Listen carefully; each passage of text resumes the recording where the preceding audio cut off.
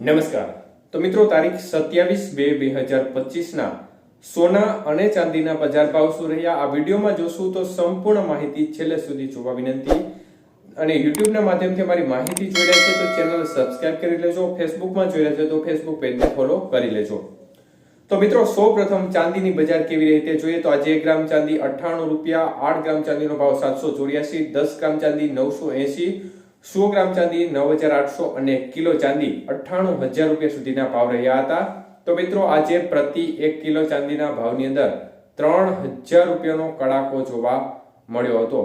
તો એકંદરે લાંબા સમય પછી બજારમાં ઘટાડો જોવા મળ્યો છે.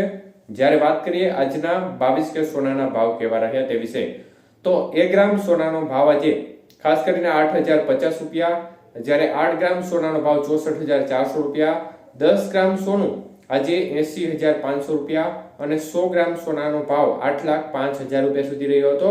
તો મિત્રો, 22 કે સોનાના 100 ગ્રામના ભાવમાં આજે 2,500 રૂપિયાનો કડાકો જોવા મળ્યો હતો.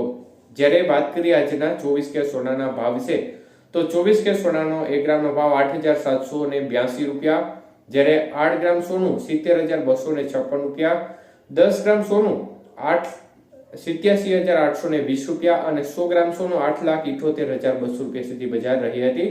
તો મિત્રો, 24 કે સોનાના 100 ગ્રામના ભાવમાં 2,700 રૂપિયાનો ઘટાડો જોવા મળ્યો હતો.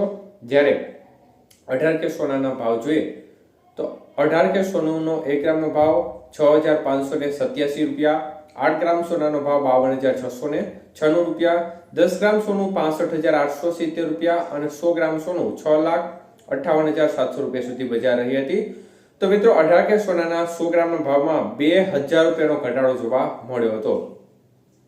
તો મિત્રો, બજારની સ્થિતિ જોવા જઈએ તો ચાંદીની બજાર છે તે લાંબા સમય પછી મોટો કડાકો જોવા મળ્યો હતો અને એક જ દિવસની અંદર 3,000 રૂપિયા પ્રતિ 1 કિલો ચાંદીના ભાવમાં જોવા મળ્યા હતા. એક સમય છે બજાર છે તે છેલ્લા 3-4 દિવસથી 1 લાખની સપાટીને પાર કરી ગઈ હતી, પરંતુ આજે ઘટાડા પછી બજારનું વલણ ફરીથી 98,000 નજીક આવી ગયું છે અને એક પ્રકારે થોડા રાહતના સમાચાર સામાન્ય વર્ગ માટે ગણી શકાય.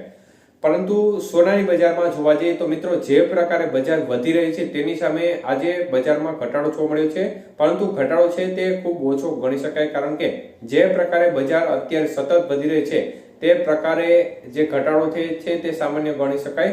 અને હાલ આગામી સમયમાં મધ્યમ વર્ગ ઈચ્છી રહ્યો છે કે હજી પણ સોનું સસ્તું થાય તો તે સામાન્ય રીતે ખરીદી શકે. અત્યારે જે આ બજાર છે તેમાં તેમના ખરીદ શક્તિ છે તે ખૂબ ઓછી ગણી શકાય. તો મિત્રો, ડોલર સામે રૂપિયો ફરી એકવાર નબળો પડ્યો છે અને 87 રૂપિયાની સપાટી ફરીથી પાર કરી ગઈ છે.